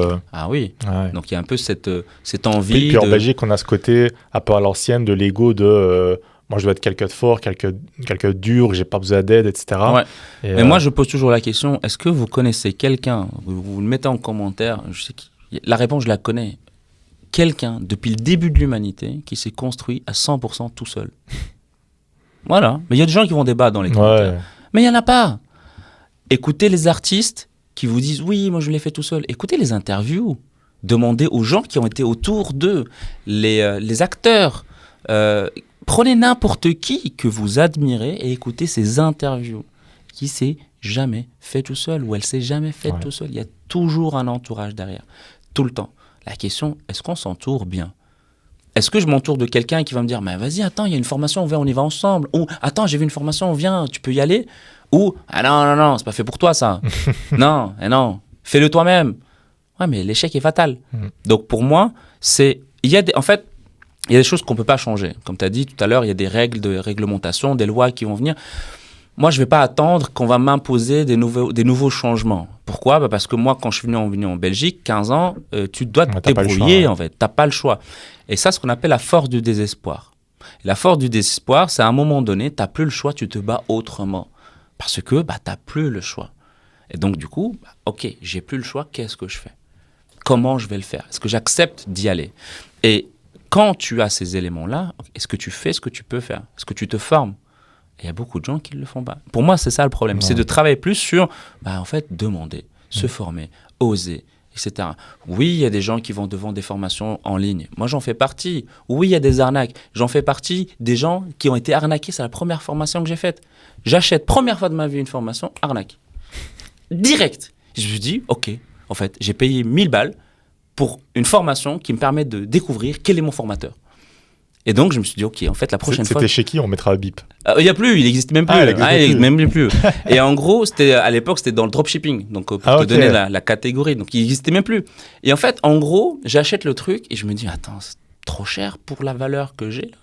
Et je vois qu'il y a des plaintes et des plaintes et des plaintes. Je me dis, en fait, voici les erreurs que j'ai pas fait. Je me suis pas renseigné sur son passé. J'ai pas vu ce qu'il a fait. J'ai rien fait. J'ai juste fait confiance à une image. Et donc, j'ai payé une formation sur comment choisir un bon formateur. C'est un peu ça, quoi. Donc, pour éviter de me faire avoir. Donc, même s'il y a des arnaques, étudiez comment faire pour éviter de tomber dans ce piège. Prenez le temps, réfléchissez, mais ne suivez pas juste, ouais, mais il faut le faire. Non. Il y a des aides, il y a des solutions, profitez. OK, tu as envie de lancer ton projet, en Belgique, il y en a plein, des formations sur comment lancer son entreprise. Il y en a vraiment plein. Tu n'as pas envie de suivre un gars, va prendre un truc qui est fait par l'État. Sauf que, évidemment, tu ne dois pas te plaindre de la qualité parce que eux, ils donnent le max. Parce que j'ai bossé avec certains endroits, ils donnent vraiment le max, mais ils ne peuvent pas aller dans la précision de certains détails. Pourquoi? Parce qu'ils ont des centaines de dossiers. L'amour qu'ils ont pour aider, il est là. Je l'ai vu, il est vraiment là. La différence, c'est que tu ne peux pas te plaindre que tu n'as rien payé et que tu n'as pas le niveau élevé. Non, tu auras des choses, mais si tu veux aller encore plus loin, tu économises et tu investis dans un formateur qui te plaît. Donc pour moi, le principal, parce que c'est ça qui m'a le plus aidé, c'est de demander de l'aide. Moi, si je n'avais pas demandé au monsieur alors que j'étais en mode pyjama parce que j'étais en train de nettoyer, je ne serais pas là devant toi, certainement. Tu vois. C'est demander. Et au pire, on va te dire non. Ça change rien à ta vie. Le non, tu l'as déjà. C'est ça. C'est vraiment, retenez ça. On va te dire non. Ça change rien à ta vie. Tu vas dormir pareil. Rien qui change, j'insiste. Il n'y a rien qui change. Même dans la vie de tous les jours, que ce soit dans la drague, dans le business. Je vais prendre un exemple sur la séduction, parce que la vente et la séduction, c'est très proche. Moi, dans une période de ma vie, quand je sortais avec des potes, on ne se faisait pas celui qui aborde le plus, qui gagne la soirée pour inviter les autres à boire. Non, en fait, c'est celui qui prend le plus de râteaux, je leur disais. Et en fait, on se prenait que des râteaux et franchement, c'était incroyablement amusant. Et en fait, on se racontait ça. Et même les filles qu'on abordait, on leur disait ces défis-là. Elles trouvaient ça hyper drôle parce qu'il y a un challenge et tout. Mais parce qu'il faut dédramatiser l'échec. Parce qu'on le complexifie trop. En fait, un râteau, c'est juste, j'ai des critères auxquels tu réponds pas. Tu as envie de dire non parce que tu peux pas l'aider, j'ai des critères auxquels tu ne peux pas y répondre. C'est pas toi. C'est juste qu'il y a des critères où lesquels ça ne matche pas. Toi aussi, tu pourras dire non dans d'autres circonstances parce que les critères ne matchent pas. Mais quand tu commences à dire oui, mais c'est moi la personne, etc. Non, c'est juste des critères. Parce que tu enlèves ça. Mais il faut prendre du recul, réfléchir, prendre le temps. Mais le raccourci, c'est ouais, mais c'est les autres problèmes. Non, mais c'est les autres. C'est ça. Ah, mais c'est à cause de lui, c'est à cause d'elle. Et moi, je sais que c'est à cause des autres. Ah, exactement. Et on est persuadé là-dessus. Ouais, mais peut-être. Juste, peut-être, c'est toi le problème. Parce que tu as peut-être réfléchi à ça. Ouais, mais socialement, c'est pas facile de dire ça. De dire, mais en fait, peut-être c'est toi le problème. Donc voilà. Et tu as parlé de ta stratégie en 4 étapes. Ouais. Est-ce que tu peux nous en parler un petit peu sans trop dévoiler? Sans trop dévoiler, en fait, pour donner envie aux gens d'acheter, il y a principalement 4 étapes inconscientes qui se passent dans le cerveau de la personne pour qu'elle puisse dire « Ok, j'ai envie de te faire confiance, j'ai envie d'acheter chez toi ». La première étape, c'est de comprendre quel est son problème. Le problème, il possède plusieurs manières. Il y a le problème, douleur, frustration, besoin. Donc tout ça, ça rentre dans cette étape-là. L'une des questions, c'est déjà comment je peux t'aider. Et la deuxième qui est très importante, pourquoi maintenant? Parce que ça peut être il y a 3 mois, comme ça peut être dans 3 mois. Le pourquoi maintenant, ça évite l'objection, je vais y réfléchir plus tard. Okay. S'il n'y a pas d'urgence, il n'y a pas de vente. Donc j'appelle ça la stratégie du caillou. Si le caillou est petit, il ne dérange pas, ça va. S'il devient gros, alors c'est urgent, donc il faut l'enlever tout de suite. Donc ça, c'est la première étape. La deuxième étape, c'est l'aider à se projeter dans une situation idéale. C'est-à-dire que, par exemple, quand je vendais un programme de perte de poids, on ne va pas, par exemple, se focaliser sur ce que tu vends, c'est-à-dire, je sais pas, un jeûne intermittent, le sport, la nutrition, etc. Non, sur la perte de poids, les gens, ils ont acheté un vêtement, donc c'était principalement, par exemple, pour les femmes, elles ont acheté une robe, un jeans, etc., d'une taille qui lui convenait, qu'elle voulait mettre, certainement inférieure, et elle veut le porter. Moi, c'est ça que j'allais chercher. Okay. Et donc, je l'aidais à s'imaginer cette situation-là. Parce qu'en fait, elle, ce qu'elle veut véritablement, c'est ça. Pas de s'imaginer faire 20 minutes de sport tous les jours. Non, c'est ça. Et donc, l'aider à visualiser la situation idéale. Et donc, plus de confiance. Donc, il y a plus de confiance qui va s'installer. La troisième étape, c'est l'étape de l'achat. C'est là où les objections, potentiellement, vont pouvoir tomber. Et donc, s'il te dit, voilà, je vais y réfléchir, je reviens vers toi, en fait, tu peux lui dire, mais il y a 5 minutes, tu m'as dit que tout allait bien, qu'est-ce qui fait que ça a changé? Je dois en parler avec mon homme, ma femme, mon chien, mon chat, mon oncle, etc. Ok, avant, à la première étape, tu poses la question, pour ce genre de décision, tu as besoin d'en parler avec qui? S'il te dit, ma femme, ok, elle te soutient, qu'est-ce que tu penses qu'elle va dire? Et là, tu anticipes l'objection, je vais en parler à quelqu'un. Ok. Une autre objection, s'il lui dit non, ok, en dehors, non à cause du prix, mais en dehors du prix, est-ce qu'il y a quelque chose qui pourrait vous empêcher d'acheter chez moi aujourd'hui? Ah, ouais, il y a ça. Ok, c'est ça la vraie objection. Et la quatrième étape, c'est l'amélioration ou bien la transformation. J'appelle ça donc la méthode PVDA. L'amélioration ou la transformation. Et en fait, l'amélioration, c'est, tu as besoin d'écrire, tu achètes un bic, c'est une amélioration de ta vie, voilà. Tu achètes un Mont Blanc, c'est une transformation. Tu achètes la confiance, le prestige. Et donc du coup, qu'est-ce que tu comptes faire pour l'aider à transformer sa vie? Idéalement, c'est transformer sa vie. Moi, j'aime bien donner l'image du Super Mario. On ne va pas vendre le champignon qu'il prend. On va vendre l'effet que Super Mario a. Indestructible, il avance, il écrase tout le monde. Donc, c'est ça qu'il faut vendre, pas le petit effort du champignon. Non, c'est quelle est la personne que la personne va pouvoir devenir. Et surtout, très important, s'assurer qu'elle va le devenir. Parce que la vente commence là. Il faut assurer après. Parce que, mais je sais vendre. Ok, maintenant, il faut assurer. Parce que moi, je me bats sur les gens qui arnaquent, parce qu'ils savent vendre, ils n'ont pas besoin de moi, vraiment. Mais les gens qui ont de l'or dans les mains, et en termes de compétences, ils ne savent pas se valoriser, derrière, il faut assurer. Et donc, ça, c'est la méthode PVDA. Donc, PVDA. Donc, problème, visualisation, décision. Donc, un processus de décision d'achat. Ok, tu m'as convaincu. Je veux que tu me formes. Ça se passe comment? Comment ça se passe? Pour l'instant, il y a 2 possibilités. Donc, soit il y a en formation en entreprise, donc pour les personnes qui ont besoin de former leurs commerciaux, ou bien quand, par exemple, c'est des indépendants, je propose des coachings illimités pendant une durée de 6 mois ou parfois 1 an. Okay. Et donc, en fait, ils viennent sur un blocage. C'est-à-dire, voilà, j'ai un rendez-vous dans 2 semaines ou j'ai un rendez-vous dans 1 semaine. Voilà, il m'a mis ça comme information. Est-ce qu'on peut le préparer ensemble? Et donc, pendant 20 minutes, on prend le temps et on prépare là-dessus. Et on travaille là-dessus. Admettons, le rendez-vous, c'est la veille. Il stresse, il panique. Ok, 20 minutes, on va calmer le jeu. On retravaille là-dessus. Je lui donne des exercices et il avance. Et il fait le rendez-vous, on le débriefe. Et donc, il a la possibilité de réserver autant de rendez-vous qu'il veut pendant une durée de 6 mois ou 1 an. Ok. Et tu fais aussi des séminaires, des conférences. Ouais. Donc, ça tombe bien. Mais donc maintenant, en termes de sortie, ça va être peut-être pas à ce moment-là, mais généralement, j'organise idéalement au minimum une fois par mois une conférence à Bruxelles pour justement, en fait, déjà donner de la valeur et expliquer que la vente, c'est juste aider l'autre à prendre une décision. Et après, pour les personnes qui veulent aller plus loin, ils peuvent à ce moment-là rentrer en contact avec moi à la fin de la conférence. Ok. Et tu proposes aussi beaucoup de valeur sur tes réseaux sociaux. Tu peux nous en parler un petit peu, tout le contenu que tu partages sur les réseaux avec ton podcast, les posts. Déjà, je suis partout. Donc, quand il tape Mehdi Lariani, normalement, je suis partout. Donc, en termes de podcast, donc Mehdi Lariani ou bien l'art de convaincre pour l'instant, donc ça c'est le nom. Sur les réseaux sociaux, je partage des vidéos sur les petites techniques que je peux partager. Voilà, par exemple, les 3 questions à poser dans un entretien de vente, comment éviter l'objection c'est trop cher, comment faire en sorte que la personne va plus parler dans une conférence, donc donner de la valeur sur ces éléments-là. Donc ça se passe sur Instagram, ça se passe sur TikTok. Bientôt, ça sera sur LinkedIn aussi, parce qu'ils ont accepté les vidéos et moi j'attends ça depuis un petit moment. Ah ouais, c'est puissant les vidéos. Voilà, et donc du coup, mon objectif c'est de monopoliser le temps de parole parce que c'est un message que les gens, à un moment donné, ils doivent accepter. La vente, c'est l'oxygène de votre boîte. Et j'ai envie de leur casser la tête avec ça jusqu'à ce qu'ils comprennent que la vente est importante parce que le marketing, il peut donner envie aux gens de venir, mais si tu te fais autant d'efforts que tu ne sais pas les convertir, ça serait vraiment dommage. Donc la vente, le seul problème, c'est qu'il faut se retrousser les manches et travailler. Et ça, c'est pas joli à entendre. Ouais. Je préfère avoir cette étiquette-là.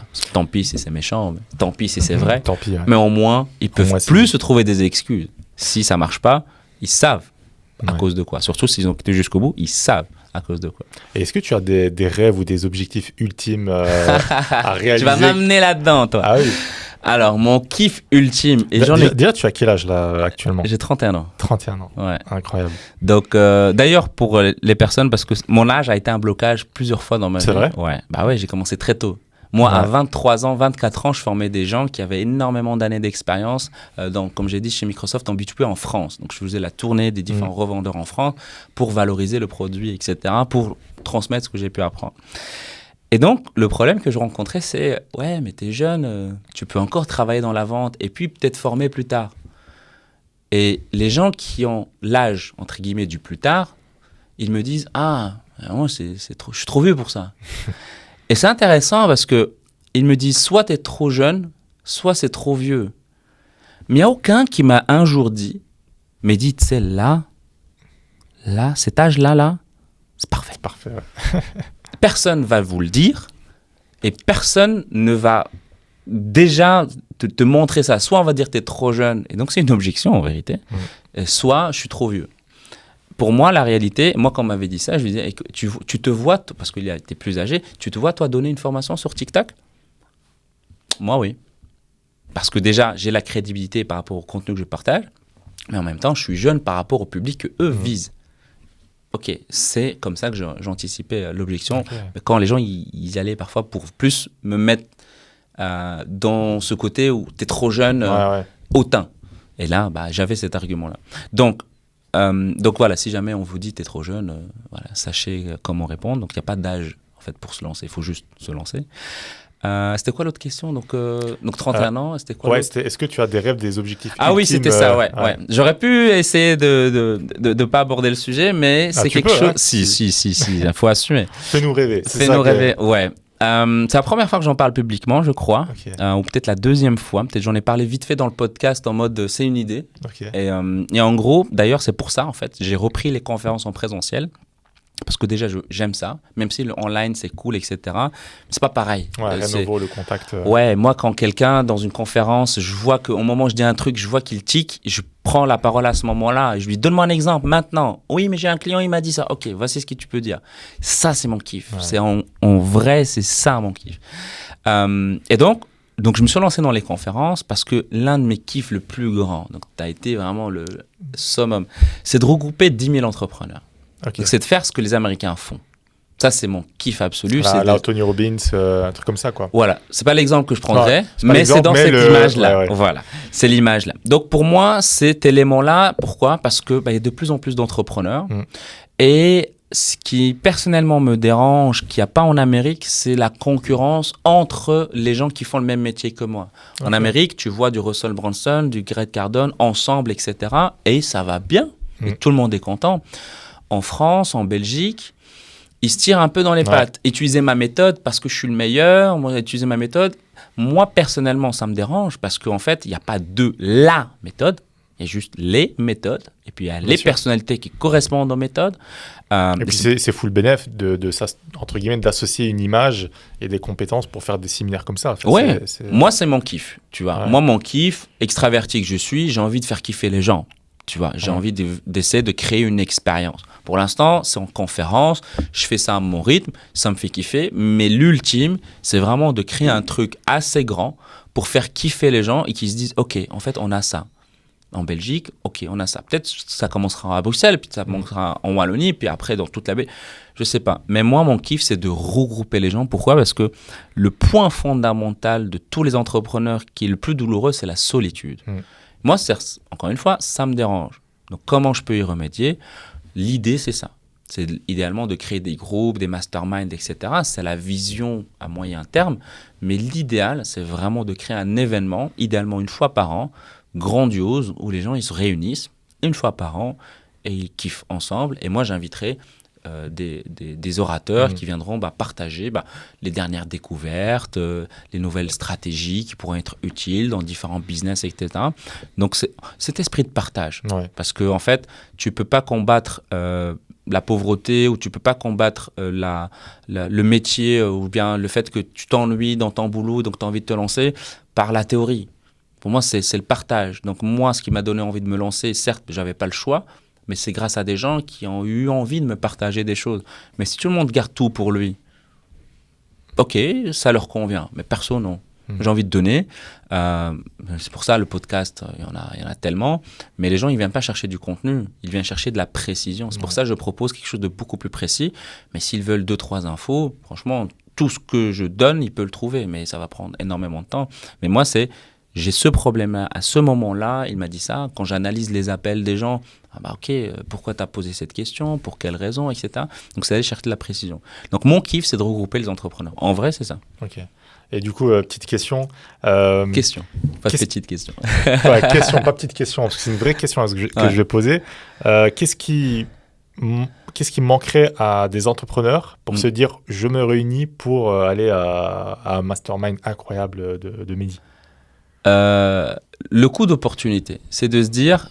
Pourquoi je te pose cette question ? Il y en a beaucoup qui veulent réunir, mais souvent en Belgique, il y a ce côté...